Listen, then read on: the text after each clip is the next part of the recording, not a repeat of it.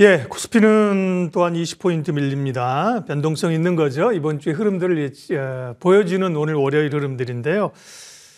오늘 10시에 시황해설은 테이버 작가님과 시장 상황 점검하고요. 또 유망 섹터도 알아보도록 하겠습니다. 어서 오십시오. 안녕하세요. 저희 주제는 어쨌든 시장의 주도 흐름을 누가 가지고 갈 것이냐로 잡았습니다. 시황 얘기도 하겠지만요.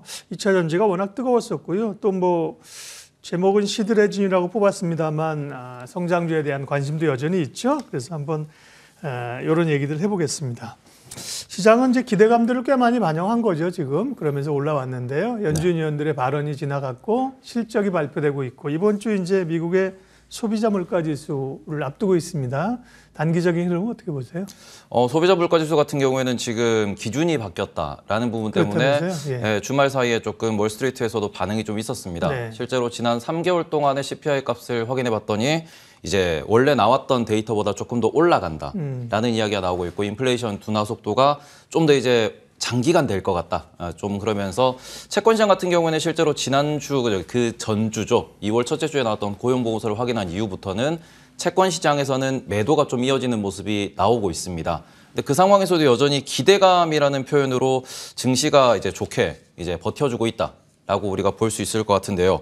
아무래도 CPI 같은 경우에는 지금 전월 대비 0.4%에서 0.5% 정도 증가할 것이다. 그러니까 12월보다 1월에 물가가 많이 올랐을 것이다라고 예상하고 있는데 이 부분에 대해서 실제 데이터가 나왔을 때에 투자자들의 심리가 좀 매우 중요하다라고 볼 수 있을 것 같습니다. 그러니까 이제 말씀하신 것처럼 이제 기준이 좀 올해 1월부터 바뀐다고 합니다. 그래서 생각보다 물가가 덜 떨어지는 것처럼 보이면 시장은 어쨌든 기분 좋으면 소화하고 갈 거고 기분 나쁘면 이거 부담인데 하고 나서 다시 곰 씹어보니 괜찮다. 이러면 단기적인 좀 노이즈가 좀 있어 보일 수도 있습니다. 네. 지수는 어쨌든 지금 구간에서는 조금 횡보로 봐야 될까요? 예, 아무래도 우리나라 같은 경우에는 이제 나스닥의 영향도 많이 받는 편이고, 그다음에 중국 시장에 대한 영향을 좀 많이 받는 편이라고 볼 수 있습니다. 최근에 보시면은 이제 지난 금요일 기준에도 이제 중국의 이제 풍선이라고 하죠. 이제 그 정찰 위성 사건 이후로는 조금씩 이제 위안화가 흔들리는 모습. 을 보이고 있다라고 볼 수 있는데 그 부분에 있어가지고 오늘도 이제 10시 반 되면은 중국이 개장을 할 겁니다. 이제 중국과 우리나라가 조금 비슷한 움직임을 볼 수밖에 없기 때문에 이 부분에 있어서 아시아 시장 전체에 대한 매도가 있을 것인가. 그리고는 이제 또 이번 주보다는 다음 주에 이슈가 하나 있는데 미국에서 반도체법이 통과가 될 겁니다.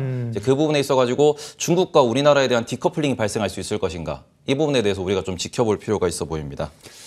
시장은 늘 이제 주도주를 찾으려고 노력을 하고요. 주도주에 올라타는 게 큰 흐름의 수익을 낼 수가 있죠. 그런 점에서 이제 올해 초에는 IT 반도체, 금융주 외국인들이 많이 샀다가 IT는 역시 좀 살아있는 것 같고요. 2차 전지가 좀 확 또 치고 올라오는 분위기입니다. 지금 장세에서는 어떤 스타일의 어떤 섹터를 좀 주도주 흐름에 놓고 가는 게 좋을까요?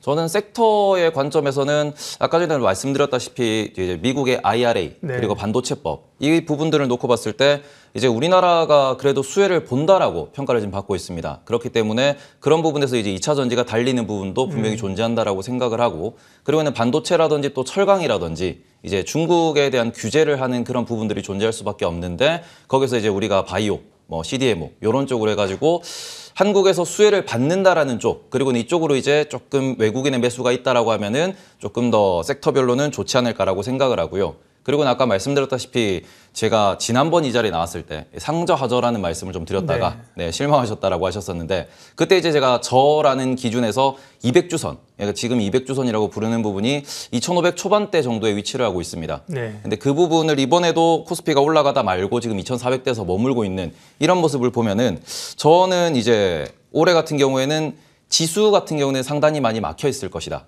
라고 생각을 하고 있고요. 또 이 부분이 또 물가 상승률이니 이제 미국의 기준금리 인하라든지 이런 부분에 대해 가지고 투자자들이 계속해서 이제 각을 잴 수밖에 없다라고 생각을 하기 때문에 그런 부분에서 좀 200주선을 뚫지 못하면은 대형주는 시원한 모습을 못 보여줄 것이고 그러면은 대형주의 1차나 2차 하청단에서 중소형주 단에서 우리가 좀 플레이를 하는 게 수익률을 끌어올릴 수 있는 방법이지 않을까. 이렇게 보고 있습니다. 지수 플레이보다는 어쨌든 간에 종목을 쫓아가서 수익을 내야 되는 올 한 해가 될 것이다. 네, 아무래도 심리는 돌아섰기 때문에 우리가 이제 어떻게 해서든 작년 같은 경우에는 뭘 해도 안 되었지만 올해는 좀 된다라는 이런 심리가 나와 있고 이 상황에서는 대형주가 막혀 있으면 중소형주에서 우리가 조금 실적 중심으로 플레이를 하지 않을까 이렇게 보시는 게 좋을 것 같습니다. 오신 길에 최근에 이제 광풍이 불고 있는 AI도 좀 여쭤보죠. 뭐 챗 GPT 기대감으로 일단 많이 올랐는데요. 보면 사실은 후속 얘기들이 계속 나올 수가 있거든요. 챗 GPT가 버전이 3.5든가요? 3이든가 이제 다음 버전 얘기도 막 나오긴 해요. 기대감은 많이 반영했고요. 네. AI와 관련된 그 흐름들 주식들은 어떻게 보세요? 저 같은 경우에는 국내 AI는 상당히 이제 테마성, 수급성이 짙다라고 생각을 네. 하고 있는데 저는 AI에 대해서 질문을 받을 때마다 항상 이제 엔비디아는 정말 찐이다. 네. 왜냐하면 우리가 이미 쿠다 프로세서가 얼마나 필요한지에 대해서 모두가 알고 있기 때문에 엔비디아가 바닥 대비 한 80% 정도 상승을 했는데 그 부분에 있어서 미국에서도 와 이거는 정말 이제 앞으로 혁신이고 정말 매출이 많이 늘어날 것이다 이런 이야기가 나오고 있고 네. 그것을 제조하는 TSMC라든지 관련된 친구들에 대해서는 수급이 분명히 존재한다. 실적에 대한 기대감이 있다라고 볼 수 있지만 저는 이 부분에 있어가지고 그렇다면 오늘 아침에 뉴스도 하나 났더라고요. 네. AI의 가장 큰 걸림돌, 한국 AI의 걸림돌은 무엇이냐? 그것이 바로 한국어다라는 이야기를 하고 있습니다. 네. 이게 무슨 소리냐 그러면은 이제 모든 프로그래밍은 대충 이제 영어로 된다라고 그렇죠. 아실 수 있는데 그런 언어 순서 자체가 우리나라는 많이 다르고요. 그리고 우리나라는 이제 뭐 배우기가 쉽다라고 표현을 하지만 컴퓨터 기준에서는 매우 배우기 어려운 언어이기 때문에 이제 한국인 입장에서 코딩하는 것도 그렇고 이것을 한국어로 표현하는 것도 그렇고 상당히 난이도가 있다라고 볼 수 있기 때문에 이런 관점에서 우리나라가 AI에서 이제 성공하기 위해서는 미국에 있는 개발자들보다 미국에 있는 소비자들보다 두세 단계는 더 거쳐야 되기 때문에 우리나라는 조금 시간이 걸릴 수밖에 없지 않나 이렇게 보고 있기 때문에 그 관점에서 저는 오히려 또 하드웨어 쪽이 좋지 않을까. 우리는 또 이제 많은 연산을 해야 되고 거기에는 많은 메모리가 필요하기 때문에 그 메모리를 만드는 제조하는 그런 좀 제조단에서의 투자기를 찾는 게 좋지 않을까라고 생각하고 있습니다. 네. 트렌드죠, 이제. 이런 트렌드를 형성하고 있는데 말씀하신 것처럼 뭐 엔비디아나 TSMC가 우리 기업이 아니라는 게 좀 아쉽긴 하지만 뭐 해외 투자하시는 분들은 그런 기업 하시면 되고요. 국내에도 이제 관련되면 이제 반도체 업종이 더 밀접하게 관련이 되겠습니다. 종목 이야기 좀 하겠습니다. 어쨌든 지수 대형주보다는 종목별로 모멘텀을 잡아야 된다고 말씀하셨는데 주로 이제 많이 좀 올라가는 걸 쫓아가는 걸 사는 것보다는 저점 헌터라고 낮은 가격에 밸류 있는 걸 사시는데요. 주목해 볼 기업 오늘 몇 개 좀 시청자들이 위해서 골라오셨습니다. 말씀해 주십시오. 네, 아까 전에도 방금 트렌드라고 말씀해 주셨는데요. 지금 올해 트렌드 같은 경우에는 얼마 전에도 현대백화점에서 또 한 가지 일이 있었죠. 주주들이 투표를 해가지고 이제 회사 경영을 약간은 뒤집어 엎은 지주사 전환이 안 되죠. 그런 사건들이 발생을 했고 그리고는 지금 또 은행주 관련돼 가지고 이제 주주 환원을 늘려야 된다. 네. SM 같은 경우에도 시발점은 우리가 이제 라이크 기획에 대해 가지고 가고 있는 그 로열티 부분을 손봐야 된다. 라는 부분에서부터 지금 SM 사태가 발생했기 때문에 네. 이런 부분을 보시면은 최신 트렌드는 결국에는 소액 주주라는 단어 그리고는 실적과 또 현금 흐름 이런 부분에 대해 가지고 우리가 좀 보셔야 되지 않을까. 예. 소액 주주를 이제 대우한다라는 점은 우리나라에서는 뭐 자사주 소각은 어렵기 때문에 배당을 기준으로 좀 볼 수 있을 것 같은데요. 그래서 제가 첫 번째로 말씀드릴 곳은 LX 세미콘이라는 곳입니다. 예. 원래 LG의 이제 계열사로 있다가 실리콘웍스라는 이름으로 상장이 돼 있었고요. 이게 LX 그룹으로 독립을 하면서 지금은 우리나라에서 가장 큰 팹리스 기업으로 보실 수 있는데요. 영업이익률은 15%가 넘고 주주 환원, 배당 비율 자체도 이제 EPS 기준, 주당 순이익 기준에서 30% 전후를 매년 기록을 하고 있습니다.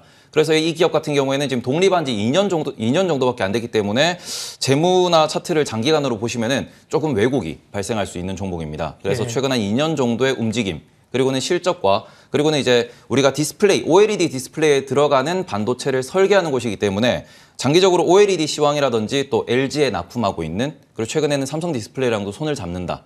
라는 이슈가 나왔기 때문에 OLED 디스플레이의 전반적인 시장과 그리고 이 기업이 앞으로 진출하려고 하는 전장 쪽 이런 쪽에 대해서 조금 공부를 해보시면서 또 주주를 주주답게 대우를 해주는 그런 주주환원 정책 때문에 저는 조금 장기적으로 좋지 않을까. 예, LX 세미콘. 오늘은 뭐 지수 전반적인 영향을 좀 받고 있고 IT가 좀 밀리는데요. 네.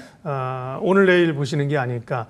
근데 LX 세미콘 같은 경우는 말씀하신 것처럼 전반적인 디스플레이나 모니터 이런 데 들어가는 뭐 구동장치 이런 거만 본다고 하면 그렇게 성장성이 높아 보이지는 않는데 그 부분이 다는 아닌 모양이군요. 일단 OLED 같은 경우에는 이제 우리가 디스플레이라고 했을 때 LCD, OLED 두 가지가 있는데 한국 같은 경우에는 OLED 쪽으로 좀 집중을 하고 있는 편이고요. 예. 그리고 전 세계 시장에서 OLED는 한국이 여전히 1위를 하고 있습니다. 네. 이제 그런 부분에서 LG가 1위를 하고 있는데 LG에 납품을 하고 있고 또 소형 OLED 같은 경우에는 삼성이 1위를 하고 있는데 삼성과도 이제는 협업을 하게 될 것이다. 이런 뉴스가 나오면서 좀 더 기대감이 있다라고 보실 수 있고 이게 피오군이라고 그러죠. 이 관련돼 가지고 가지고 대만의 노바텍이라는 기업이 있습니다. 네. 그 기업 대비 뭐 PER을 보든 아니면 주주환원율을 보든 한 50% 정도 저평가되어 있는 상황이기 때문에 이런 부분에서 피오금과도 같이 비교를 해보시면은 조금 공부하는 포인트가 되지 않을까.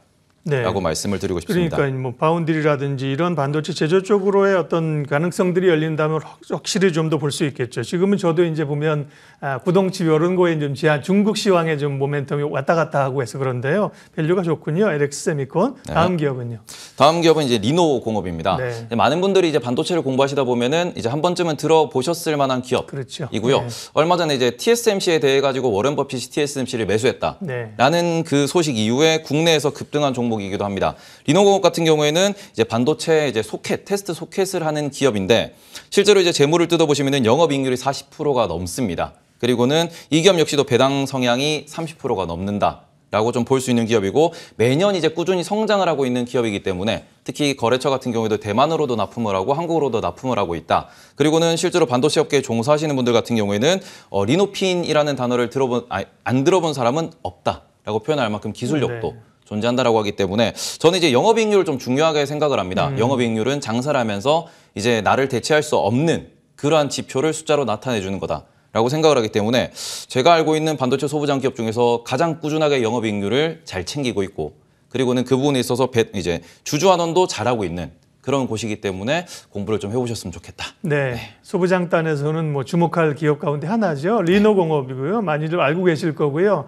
알고 있어도 이제 또 테이버님이 얘기하시면 뭘 주목해서 볼까 이렇게 보시면서 점검하시면 좋을 것 같아요.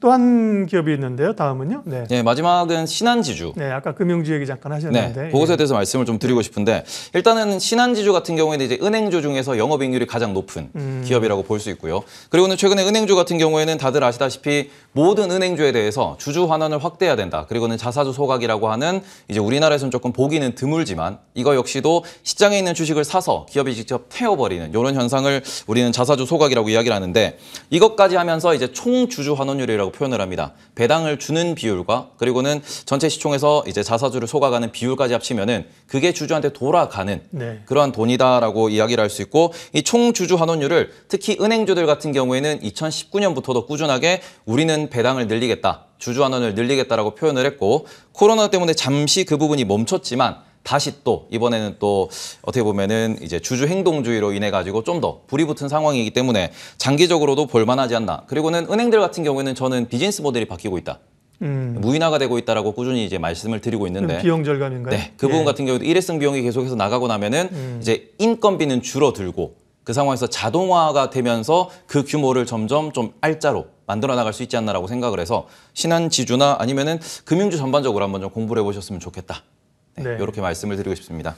이제 은행주는 많이 오른 거에 대한 부담은 없나요? 지금 자리에서는요? 네, 저는 여전히 업사이드가 있다라고 생각을 하고 특히 우리나라 이제 신한이나 KB 같은 경우에는 이제 해외 진출, 동남아시아 시장에서도 국가별로 뭐 1위라든지 2위 사업자가 되어 있는 상황이기 때문에 이제 그런 부분에서는 해외 진출까지도 한번 고민을 해보시면 좀 더 숫자에 대해서 잘 보이지 않을까라고 말씀을 드리고 싶습니다. 네. 시장 흐름과 함께 저점에서 주로 말씀하신 걸 보면은 어떤 뭐 기술적인 분석 이런 것보다는 결국은 이제 이익단, 그죠? 또 영업이익률을 중요하게 보시면서 주목해 볼 만한 히든 밸류 기업들 오늘 세 곳을 얘기해 주셨습니다. LX 세미콘, 리노공업, 신한지주, IT와 금융 쪽에 오늘은 포커스가 맞춰져 있는데요. 주목해서 보겠습니다. 이 내용은 저희 머니투데이 방송 유튜브에서 시황의 해설자들 치시면 내용들이 나오니까요. 참고하십시오. 테이버 작가님 함께 오늘 얘기 나눴습니다. 고맙습니다. 네.